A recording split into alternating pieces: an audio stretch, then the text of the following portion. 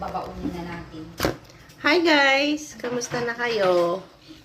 Alam nyo ba, dahil bakasyon ko, kahit nandito tayo sa Europe, alam nyo meron akong i-share sa inyo. Tingnan nyo naman, nabili ko sa mga Asian store. Alam nyo kung ano to guys? Tingnan nyo naman, saluyot. My God, kakain ako ng saluyot. May favorite saluyot. Bilhin nyo naman, nasa Europe tayo, may saluyot, di ba? Kaya, minsan, hindi rin nakakamiss ang mga pagkain sa Pinas, guys. Alam mo pa kung ano pang meron, guys? My God, ampalaya. Yun nga lang, guys, pag nasa Europe tayo, syempre, iba yung presyo.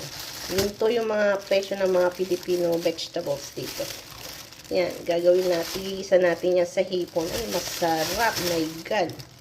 Wala na namang pansinan to pagka ano na naman. Yan, di ba? Tapos, alam niyo kung meron pa. Ito pa, guys.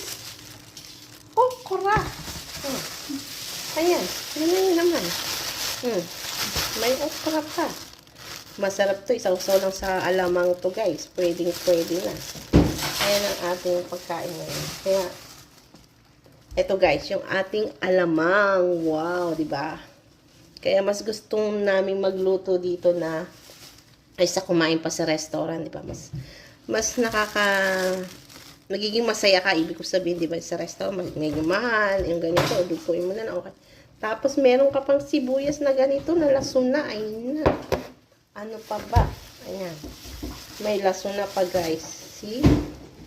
O, tapos lalagyan mo lang yan ng kamatis, ay nako, wala na. Tapos, ato pa, guys. Meron pa tayong mangga. O, pangka pa, guys. O, diba? Anong panama ng restaurant, mga pagkain sa restaurant yan, guys. Mas the best pa rin yung mga Filipino food, diba? Ayan, guys. Meron tayong mangga. Tapos may itong katern yan, yung alamang. Ayan. Diba? Yan. Ang sarap. Tapos, meron pa tayong talong. Mag-iiyaw pa tayo ng talong niyan. Naku po. Ano pa ba? Walang panama yung masasarap na pagkain sa restaurant niyan, guys. Ano pa masasabi nyo, guys?